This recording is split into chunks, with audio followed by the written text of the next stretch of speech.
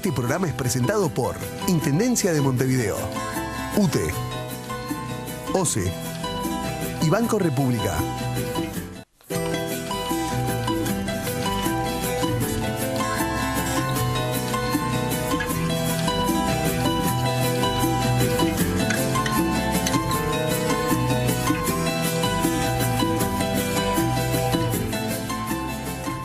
Hola, ¿qué tal? ¿Cómo están? Bienvenidos a un nuevo programa de El Ambiente en el Medio. Media hora para repasar aquellas actividades que los humanos hacemos y cómo el entorno termina conviviendo con nosotros o contestándonos. Una semana además muy particular donde en pocas horas pasamos de un calor absolutamente agobiante a lluvias intensas, frío e inundaciones. Como de costumbre, comencemos repasando aquellas noticias nacionales e internacionales donde el ambiente fue protagonista.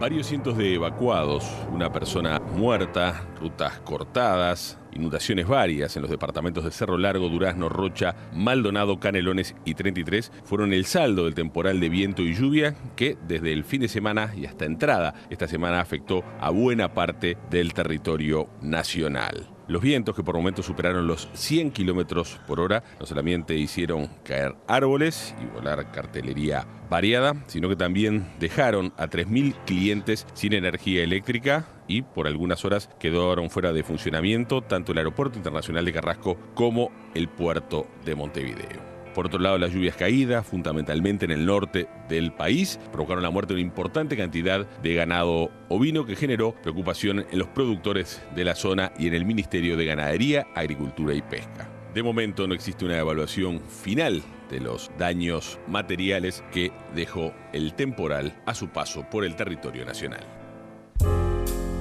El encuentro no se dará ni en Montevideo ni en Buenos Aires. Finalmente será en Nueva York y en el marco de la Asamblea General de Naciones Unidas, donde el presidente Mujica hablará con la presidenta de Argentina, Cristina Fernández de Kirchner, sobre UPM.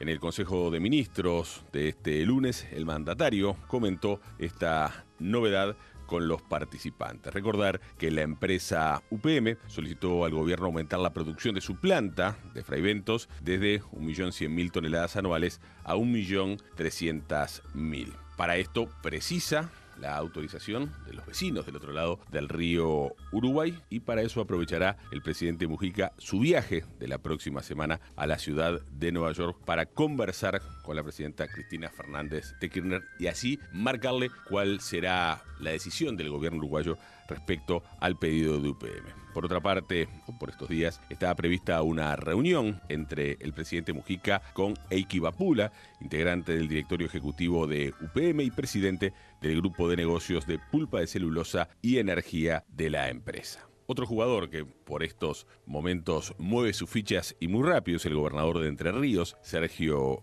Urribarri, que tomó como suya la protesta de los ambientalistas de Gualeguaychú, fundamentalmente de cara a las próximas elecciones legislativas argentinas del 27 de octubre. Hay quienes especulan que seguramente el presidente Mujica no tomará antes de esa fecha una resolución sobre UPM para no complicar los temas políticos al otro lado del río. Por otra parte, desde el Sindicato de la Industria de la Madera, esta semana informaron al diario El País que si bien el gremio pretende que UPM pague la totalidad de las jornadas de los trabajadores, o al menos la diferencia entre la remuneración habitual y la cobertura por desempleo, la idea la ven poco viable.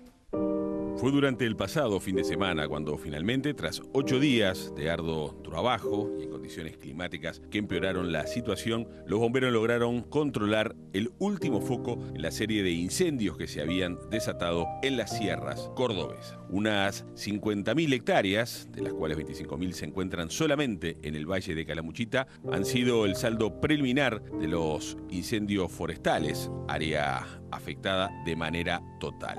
El último foco, ubicado en el Valle de Tras la Sierra, fue contenido por unos 100 bomberos del área regional número 1 de Córdoba, asistidos desde el aire por aviones. Si bien la situación quedó bajo control, se mantienen por estas horas una estricta vigilancia preventiva ante eventuales reavivamientos en las zonas afectadas por el fuego.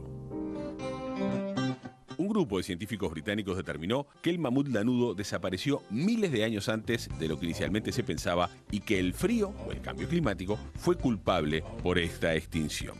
Hasta ahora se especulaba de que la desaparición tenía que ver con la caza indiscriminada realizada por los seres humanos. Sin embargo, un nuevo estudio llevado adelante por la Royal Society británica sugiere que el principal factor fue probablemente el cambio climático. A través del análisis de ADN, un equipo de científicos observó que la población de mamuts lanudos comenzó a disminuir mucho antes de lo que se creía a medida que el clima del planeta cambiaba. Este nuevo estudio, publicado por la revista Proceedings, indica que esta serie de mamuts europeos desapareció hace unos 30.000 años. Muchos investigadores creían que el mamut lanudo era una especie resistente y abundante que floreció durante el tiempo que pasó en este mundo. El científico sueco Lofdalen, que fue parte de este estudio británico, trabajó junto a otros colegas para analizar las muestras de ADN de 300 especímenes de mamut lanudo recolectadas en estudios previos. A partir de estas muestras, los investigadores pudieron calcular cuántos mamuts existieron en un momento determinado y también pudieron rastrear sus patrones migratorios. Según sus hallazgos, esta especie estuvo cerca de la extinción hace 120.000 años cuando el planeta atravesó una época más cálida. Se cree que los mamuts pasaron de ser varios millones a solo decenas de miles. Sin embargo, al comenzar otra glaciación, los números volvieron a recuperarse. Según los investigadores, el declive que eventualmente lo llevó a la extinción comenzó hace unos 20.000 años, cuando la glaciación estaba en su punto máximo. Los científicos estiman que el frío era tan intenso que afectó a la hierba que alimentaba a los mamuts, haciéndola más escasa. La causa de la desaparición de los mamuts ha provocado un considerable debate científico. Algunos sugieren que los humanos los cazaban hasta extinguirlo, u otros sostienen que los cambios en el clima fueron el factor principal. Los críticos de la idea de la extinción climática dicen que el planeta se calentó bastante antes de que se extinguieran los mamuts, por lo tanto no puede ser esa la causa. Pero el nuevo estudio muestra que los mamuts casi se extinguen en el periodo entre glaciaciones y esto da argumentos a la teoría de que el cambio climático fue la principal causa de su desaparición. A principios de esta semana dejó de funcionar la unidad 4 de la central de Oji. Antes del accidente de Fukushima, en marzo de 2011, los reactores nucleares de esa central generaban la cuarta parte de la energía eléctrica nacional. La operación, que comenzó por estos días, deteniendo el último reactor nuclear todavía en funcionamiento en Japón, dejó sin energía atómica al archipiélago durante un periodo indeterminado que los grupos ecologistas desearían fuera para siempre. El procedimiento para detener el único reactor nuclear todavía en funcionamiento en Japón empezó el domingo, y cuando el lunes dejó de funcionar la unidad 4 de la central de Oji, Japón quedó sin energía nuclear, como ya lo estuvo entre mayo y julio del año pasado.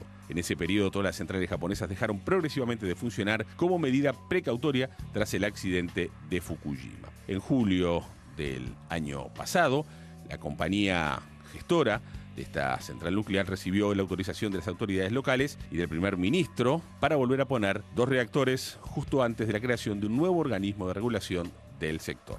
Actualmente resulta impensable que se reactiven otros reactores en el corto plazo, si bien la compañía ha solicitado a este nuevo organismo que certifique que varias de sus instalaciones cumplen con las nuevas normas de seguridad más estrictas vigentes desde el pasado 9 de julio. Por lo tanto, Japón volverá a conocer un periodo sin energía nuclear. Los reactores nucleares generaban alrededor de la cuarta parte de la energía eléctrica del país antes del accidente de Fukushima. Actualmente, para compensar esta energía de origen nuclear, las compañías de abastecimiento usan de modo intensivo sus centrales térmicas, algunas de las cuales se volvieron a abrir especialmente tras el accidente de Fukushima, y los japoneses están en un plan de gastar menos electricidad.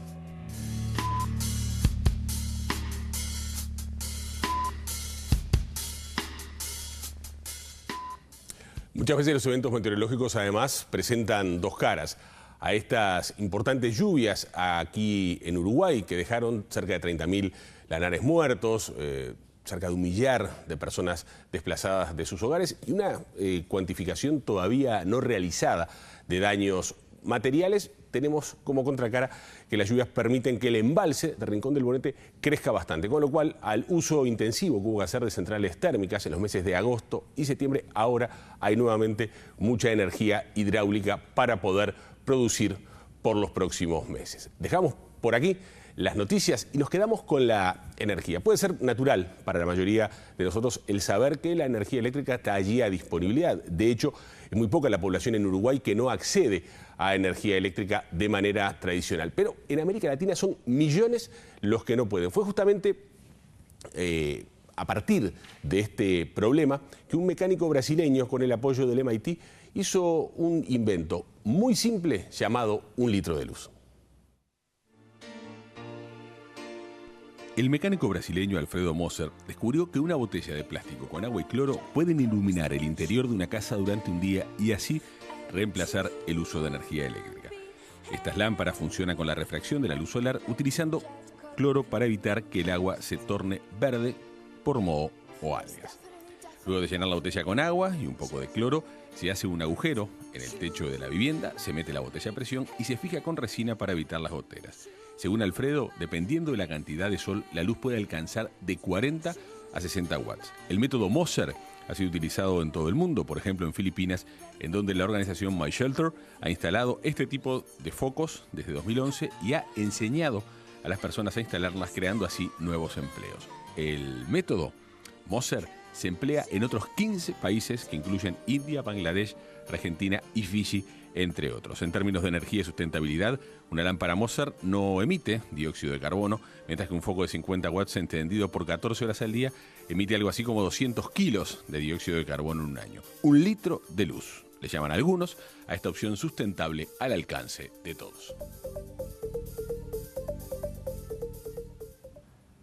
El proyecto prevé tener 1 millón de lámparas Moser instaladas en todo el mundo para el año 2015. Antes de irnos a la pausa, recordarles que la gente de Repapel, esa ONG que trabaja a partir de recoger el papel que se genera en empresas u oficinas, con esto reciclarlo y a partir de eso ayudar a muchas escuelas de contexto carenciado, básicamente Montevideo, tiene algunos ejemplos en el interior. Va a estar realizando el próximo jueves 26 de septiembre entre las 9:30 y las 11:30 de la mañana en la Plaza Florencio Sánchez, es allí en el Parque Rodó, y con entrada libre, una muestra de distintas actividades que se realizan en las escuelas a las cuales apoya Repapel. Si tienen tiempo, péguense una vuelta, seguramente van a ver mucha actividad artística diferente por allí. Ahora sí, nos vamos a la pausa, como es costumbre, con un consejo ambiental de la Intendencia de Montevideo.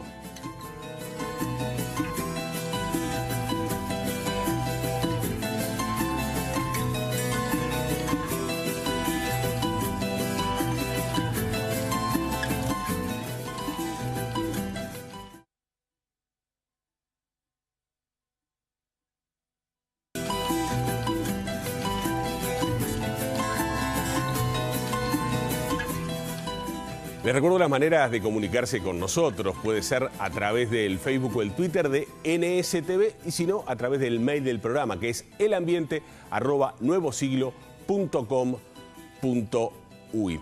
Hace algunos meses, coincidiendo con el Día de la Tierra, el BID presentó un documental de cerca de 8 minutos en el cual relata qué sucedería en América Latina y el Caribe si de acá a unos años la temperatura aumentara 2 grados. Se llama Un clima peligroso.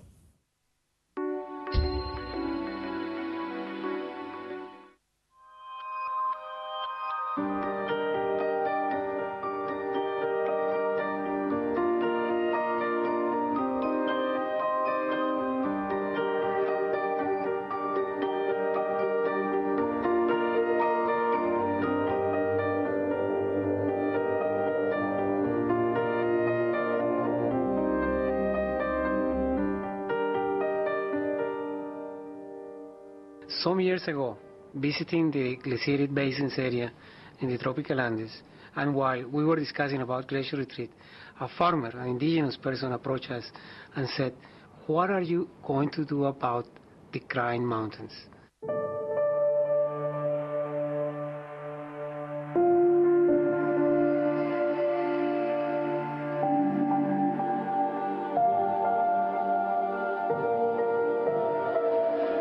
La desaparición de los glaciares ya está afectando a las poblaciones.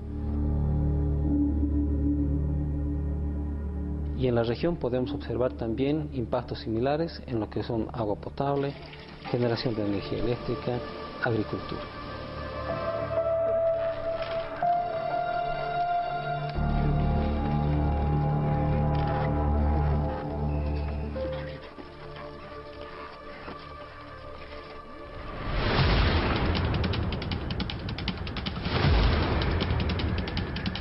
people talk about sea level rise, and it is difficult for people to picture it. For every 3 millimeter rise in the sea level, that translates to damage inland of 1,000 times.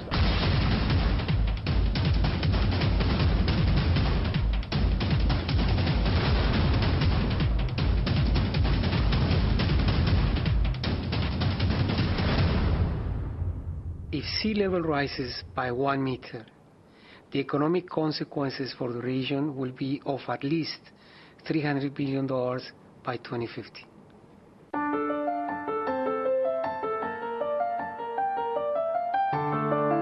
Corals, in a global sense, is only about 0.02% of the ocean surface, but it contributes 25% of the fish life in the world.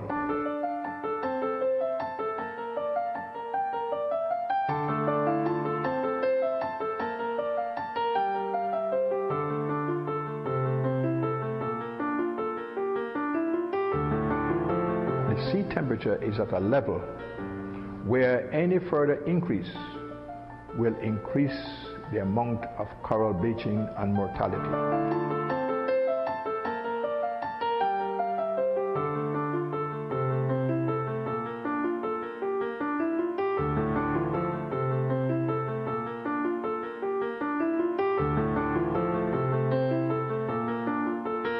There is a very clear and strong relationship between higher temperatures and the intensification of extreme weather events, including floods, droughts, hurricanes.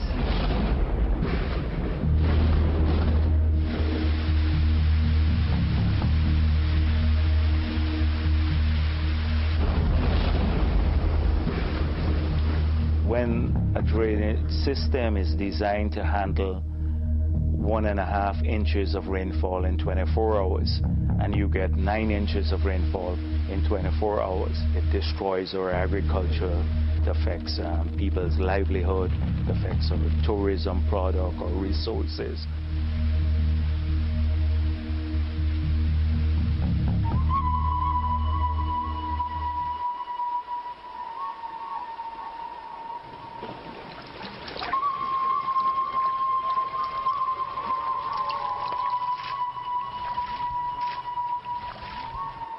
A agricultura é, talvez, o setor econômico mais vulnerável às mudanças climáticas.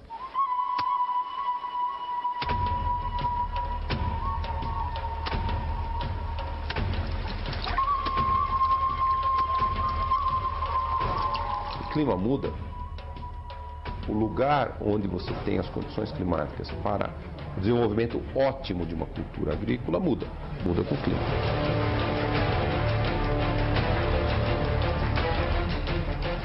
Então, em pouquíssimos 7 anos, nós tivemos as 2 mais intensas secas, as 2 mais intensas cheias da Amazônia.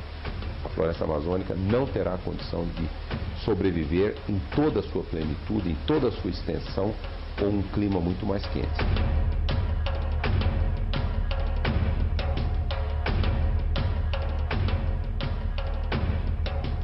Vários estudos indicam que haverá uma redução entre 30% e 50% da extensão da floresta amazônica, e muitas áreas, principalmente o sul e o sudeste da Amazônia, serão substituídos por savanas tropicais.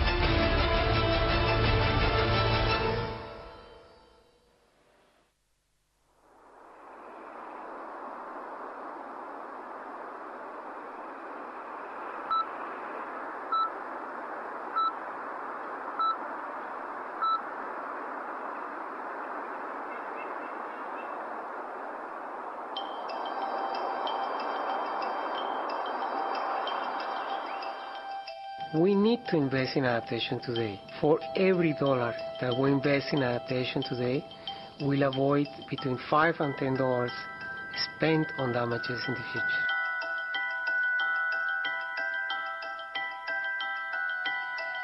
We are not standing by idly waiting for help to come from outside. We are doing our own monitoring. We are making changes in our policies so that at least we can put some form of adaptations in place. Nós temos que rapidamente tornar a agricultura brasileira mais resiliente, mais resistente às mudanças climáticas em curso.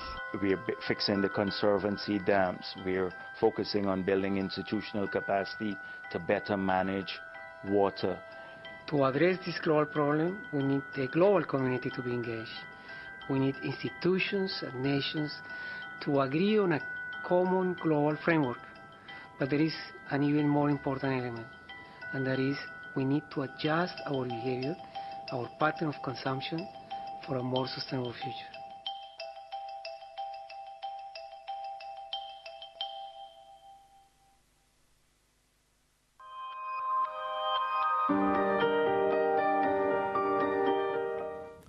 Y dejamos el cambio climático y esta hipótesis que se planteaba el BID respecto a qué podía pasar en América Latina y el Caribe si la temperatura de aquí al 2050 aumentara a 2 grados, para meternos en un sistema de cascos reciclables que se hacen a partir de papel de diarios que funciona en conjunto con el sistema de bicicletas públicas en Londres. Lo vemos. Se llama Paper Pulp Helmet. Es un casco desechable de bajo costo y reciclable. El Paper Pulp Helmet es una invención de una gran dosis de creatividad que se usa dentro del sistema de bicicletas públicas de alquiler de la ciudad de Londres. ¿Cómo se fabrican estos cascos? A partir de residuos de periódicos, de esos que circulan a diario porque son gratuitos y por millares adentro del transporte público de la capital británica. Se recogen esos diarios, se mezclan con agua hasta crear una pasta, no se blanquea y se les coloca un adhesivo orgánico muy seguro, lo que les asegura a su vez la resistencia al agua de estos cascos que soportan un máximo probado de 6 horas de lluvia. También se añaden algunos pigmentos naturales para comunicar la talla del casco. Los cascos son para cortos periodos de uso y pueden ser eliminados nuevamente en el sistema de residuos. El casco y la correa son totalmente reciclables y se pueden volver a reducir a pulpa de papel para fabricar, ¿qué? Nuevamente, un casco.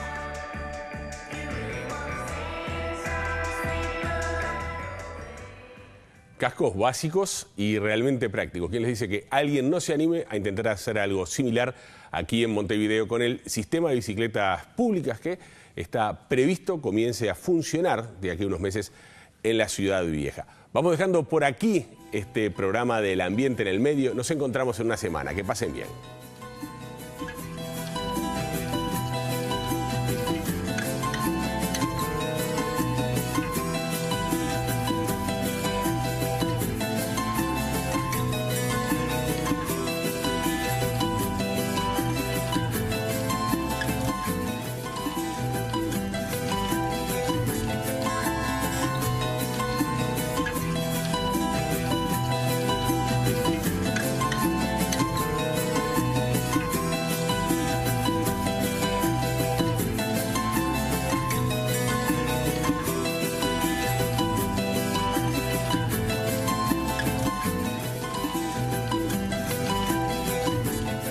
Este programa fue presentado por Intendencia de Montevideo, UTE, OCE y Banco República.